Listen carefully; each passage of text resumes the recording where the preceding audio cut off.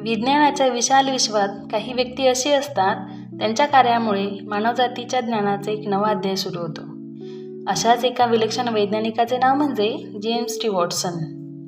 त्यांनी आपल्या सहकार्यासह जीवनाचं गूढ उलगडलं.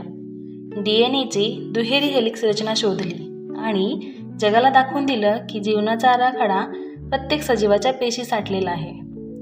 जेम्स डी वॉटसन यांचा जन्म 6 एप्रिल 1928 रोजी अमेरिकेतील शिकागो येथे झाला. लहानपणी त्यांना विज्ञान, पक्षी निरीक्षण आणि वाचन यांची विलक्षण आवड होती. वयाच्या केवळ 15व्या वर्षी त्यांनी युनिव्हर्सिटी ऑफ शिकागोमध्ये प्रवेश घेतला. त्यांची जिज्ञासा इतकी प्रखर होती की त्यांनी अत्यंत तरुण वयातच जीवशास्त्रातील मोठे संशोधन केले. 1950च्या दशकात वॉटसन यांनी फ्रान्सिस क्रिक यांच्यासोबत मिळून DNAच्या रचनेवर संशोधन केले.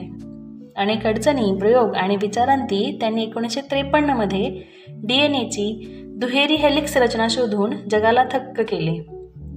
ही रचना म्हणजे 2 गुंफलेल्या शिड्यांसारखी साखळी, जी आपल्या गुणधर्माचा वारसागत माहितीचा आणि जीवनाच्या निर्मितीचा आराखडा सांभाळते. हा शोध विज्ञानातला टर्निंग पॉईंट ठरला. आजचे जेनेटिक्स, क्लोनिंग आणि रोगांचा अभ्यास हे सर्व त्या एका शोधावर आधारलेले आहे. 1962 साली जेम्स वॉटसन, फ्रान्सिस क्रिक आणि मॉरिस विल्किन्स या तिघांना फिजिओलॉजी आणि मेडिसिन या शाखेत नोबेल पारितोषिक देण्यात आले.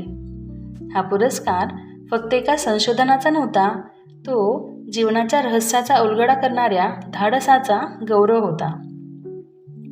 वॉटसन यांचं आत्मचरित्र द डबल हेलिक्स हे विज्ञान साहित्यातील एक क्लासिक मानले जाते.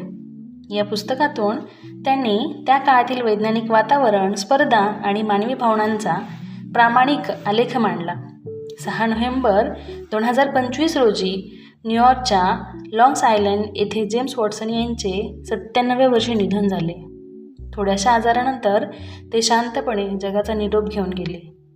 त्यांच्या निधनाने विज्ञान विश्वात एक युग संपले, पण त्यांचा वारसा, त्यांचा शोध आणि त्यांची जिज्ञासा कायमच समोर राहील. जेम्स वॉटसन यांची जीवनकथा आपल्याला सांगते, विज्ञान हे प्रयोगशाळेतील काम नसतं, तर ते जिज्ञासेचं आणि चिकाटीचा प्रवास असतो. त्यांच्या शोधाने मानवजातीला समजलं की आपल्या अस्तित्वाचं कोडं आपल्याच आत असतं. त्यांनी उघडलेले ज्ञानद्वार आज संपूर्ण मानवजातीसाठी प्रेरणादायी दीपस्तंभ बनले आहे.